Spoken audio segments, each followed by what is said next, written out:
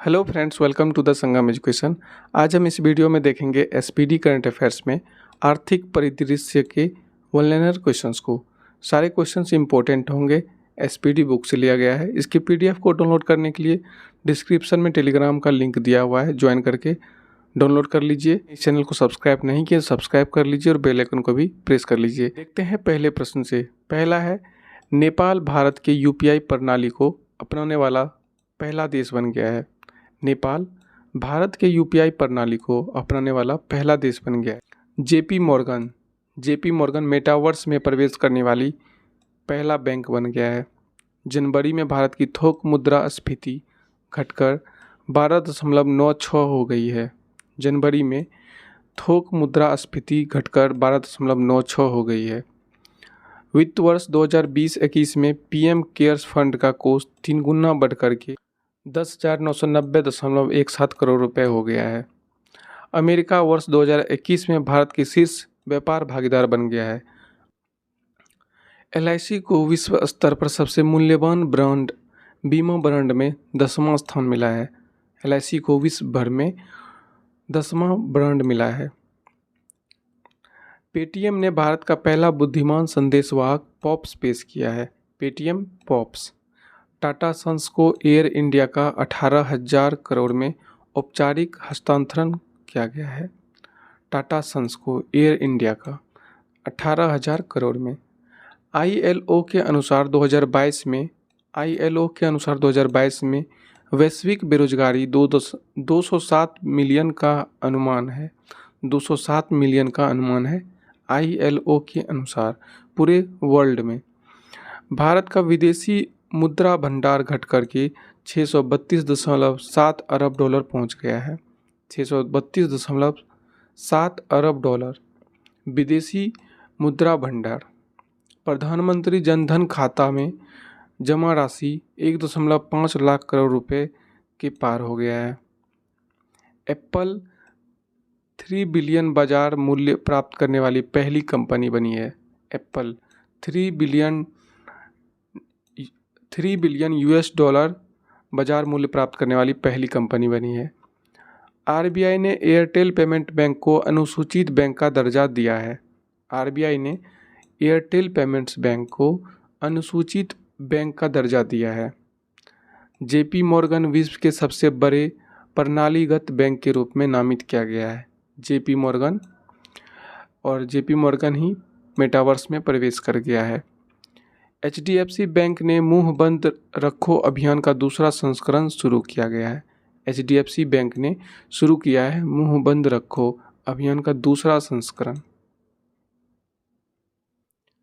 SBI ने pension भोगियों हेतु वीडियो लाइफ सर्टिफिकेट सेवा शुरू किया है। एसबीआई ने पेंशन भोगियों हेतु वीडियो लाइफ सर्टिफिकेट। पीएनबी ने ग्राहक आउटरीच कार्यक्रम के तहत 6S अभियान शुरू किया है। पीएनबी ने। सीईबीआर के अनुसार वर्ष 2031 में भारत तीसरी सबसे बड़ी अर्थव्यवस्था होगी। 2031 तक तीसरी सबसे बड़ी अर्थव्यवस्था होगी। आरबीआई ने पेटीएम पेमेंट्स बैंक को अनुसूचित बैंक का दर्जा दिया है। आरबीआई ने पेटीएम पेमेंट्स बैंक को अनुसूचित बैंक का दर्जा दिया है। आरबीआई के अनुसार गुजरात भारत का सबसे बड़ा मैन्युफैक्चरिंग हब बना है। भारत का सबसे बड़ा मैन्युफैक्चरिंग हब बना है गुजरात। भारत 2021 में प्रेषण का दुनिया का सबसे बड़ा प्राप्तकर्ता बन गया है। प्रेषण का। मूडीज ने भारत के रेटिंग आउटलुक को नकारात्मक से स्थिर में अपग्रेड कर दिया है। मूडीज ने भारत के रेटिंग आउटलुक को नकारात्मक से स्थिर में अपग्रेड कर दिया है। एशिया मनी ने एचडीएफसी बैंक को भारत में सबसे उत्कृष्ट कंपनी चुना है। एशिया मनी ने एचडीएफसी बैंक को चुना है भारत में सबसे उत्कृष्ट कंपनी। केंद्र सरकार ने डूबे ऋणों के प्रबंधन के लिए भारत ऋण समाधान कंपनी लिमिटेड की स्थापना की है। भारत ऋण समाधान कंपनी लिमिटेड आईडीआरसीएल की स्थापना की है भारत सरकार ने, केंद्र सरकार ने डूबे ऋणों के प्रबंधन के लिए। विश्व बैंक समूह ने डूइंग बिजनेस रिपोर्ट के प्रकाशन को बंद कर दिया है। विश्व बैंक ने डूइंग बिजनेस रिपोर्ट के प्रकाशन को बंद कर दिया है। कांडला पहला ग्रीन विशेष आर्थिक क्षेत्र SEZ बना गया है। कांडला PM मित्र पार्क योजना हेतु 4,445 करोड़ रुपए आवंटित किए गए हैं। PM मित्र पार्क योजना। गाजियाबाद नगर निगम द्वारा भारत का पहला ग्रीन बॉन्ड जारी किया गया है। ग्रीन बॉन्ड जारी किया गया है भारत का पहला, गाजियाबाद नगर निगम के द्वारा। पावर फाइनेंस कॉरपोरेशन लिमिटेड ने भारत का पहला यूरो ग्रीन बॉन्ड जारी किया है। पावर फाइनेंस कॉरपोरेशन लिमिटेड ने यूरो ग्रीन बॉन्ड जारी किया है, भारत का पहला यूरो ग्रीन बॉन्ड। केंद्रीय मंत्री पीयूष गोयल ने निवेशकों और व्यवसायों के लिए राष्ट्रीय एकल खिड़की प्रणाली का शुभारंभ किया है। NSWS प्रणाली का शुरू किया गया है। वैश्विक पेंशन सूचकांक 2021 में भारत का स्थान 43 देशों में 40वां रहा है। वैश्विक पेंशन सूचकांक 2021 में भारत का स्थान 43 देशों में 40वां रहा है।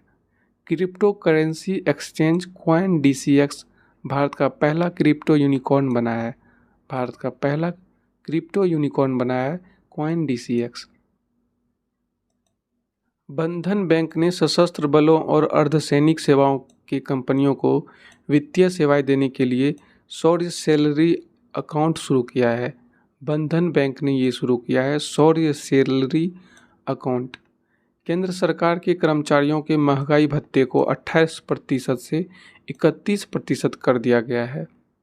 28% से 31%। केंद्रीय वित्त मंत्री निर्मला सीतारमण ने निर्यात को बढ़ावा देने के लिए लखनऊ में उभरते सितारे फंड का शुभारंभ किया है। उभरते सितारे फंड का शुभारंभ किया है। कृषि उड़ान 2.0 योजना। कृषि उड़ान 2.0 योजना को नागरिक उड्डयन मंत्रालय ने शुरू किया है।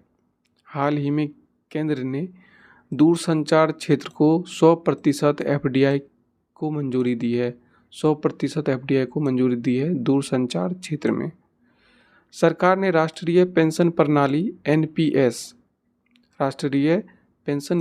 NPS के तहत पेंशन फंड प्रबंधन में प्रत्यक्ष विदेशी निवेश की सीमा 49 से बढ़ाकर के 74% कर दी है। 49 से 74%। पेटीएम ने लघु टिकट तत्काल ऋण के लिए पोस्टपेड मिनी लॉन्च किया है। लघु टिकट तत्काल ऋण के लिए पोस्टपेड मिनी। फेसबुक इंडिया ने भारत में लघु व्यवसाय ऋण पहल को शुरू किया है। लघु व्यवसाय ऋण पहल फेसबुक इंडिया ने शुरू किया है भारत में। पे योर कॉन्टैक्ट ऐप को कोटक महिंद्रा बैंक ने जारी किया है। अल सल्वाडोर बिटकॉइन को कानूनी मान्यता देने वाला दुनिया का पहला देश बना है अल सल्वाडोर। अल सल्वाडोर ही बिटकॉइन सिटी भी बनाया है, दुनिया का पहला bitcoin city El Salvador. Swiss बैंकों में जमा धन के मामले में भारत 51वें स्थान पर है। भारत में प्रत्यक्ष विदेशी निवेश FDI करने वाला शीर्ष देश सिंगापुर है, दूसरा अमेरिका बन गया है। राज्य कौन सा है? गुजरात। सिडबी ने MSME के लिए 2 ऋण योजनाएं SHWAS और आरोग लॉन्च की है। सिडबी ने MSME के लिए। संयुक्त राष्ट्र ने वर्ष 2022 में भारतीय अर्थव्यवस्था में 10.1% वृद्धि का अनुमान बताया है। विदेशी मुद्रा भंडार के मामले में भारत चौथा देश बन गया है, प्रथम है चीन। चौथा देश बन गया भारत और प्रथम है चीन विदेशी मुद्रा भंडार के मामले में। ICICI बैंक ने संपर्क रहित बैंकिंग मंच मर्चेंट स्टेक लॉन्च किया है। मर्चेंट स्टेक मुक्त व्यापार समझौता RCEP लागू करने वाला पहला देश बना है सिंगापुर। मुक्त व्यापार समझौता लागू करने वाला पहला देश बना है सिंगापुर। अमेरिका भारत का दूसरा सबसे बड़ा तेल आपूर्तिकर्ता बन गया है। अंडोरा अंतर्राष्ट्रीय मुद्रा कोष का 190वां देश बन गया है, सदस्य बन गया है अंडोरा। RBI ने प्रतिभूतियों के खरीद हेतु G-SAP योजना की शुरुआत की है। हाल ही में एक्सिस बैंक ने ग्राहकों के लिए औरा क्रेडिट कार्ड लॉन्च किया है। ICICI बैंक ने तेजी से फॉरेक्स प्रीपेड कार्ड हेतु InstaFX लॉन्च किया है। InstaFX ऐप लॉन्च किया है। हाल ही में भारत के कृषि निर्यात में 14.8% की वृद्धि हुई है। 14.8% की वृद्धि। लांसेट मेडिकल रिपोर्ट के अनुसार भारत में जीवन प्रत्याशा बढ़कर 70.8 साल हो गई है। लांसेट मेडिकल रिपोर्ट के अनुसार। अब देखते हैं विभिन्न एजेंसी द्वारा भारत की GDP वृद्धि दर अनुमान। एक ही जगह सारा देख लेंगे। 2021 से 22 फाइनेंशियल ईयर के लिए भी और 2022 से 23 फाइनेंशियल ईयर के लिए भी। पहला संस्था है मूडीज रेटिंग एजेंसी। अनुमान किया है 2021-22 के लिए 9.3 और 2022-23 के लिए 7.9। UBS सिक्योरिटीज 9.1 2021-22 के लिए किया है अनुमान और 2022-23 के लिए 8.2%। फिच रेटिंग एजेंसी 2021-22 के लिए 8.4%, 2022-23 के लिए 10.3%। इंडिया रेटिंग एंड रिसर्च 6.9% अनुमानित है 2021-22 के लिए और 7.6% अनुमानित है 2022-23 के लिए। इकरा रेटिंग एजेंसी 9% अनुमानित है 2021-22 के लिए और 9% है 2022-23 के लिए भी।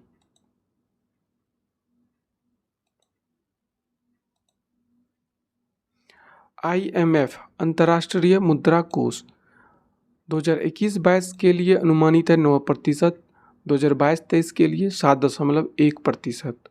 विश्व बैंक वर्ल्ड बैंक 2021-22 के लिए अनुमानित है 8.3% और 2022-23 के लिए 8.7%। राष्ट्रीय सांख्यिकी कार्यालय NSO राष्ट्रीय सांख्यिकी कार्यालय अनुमानित है 2021-22 के लिए 9.2%। संयुक्त राष्ट्र का अनुमान है 2021-22 के लिए 6.5% और 2022-23 के लिए 5.9%। तो दोस्तों ये था इस वीडियो में, बस इतना ही।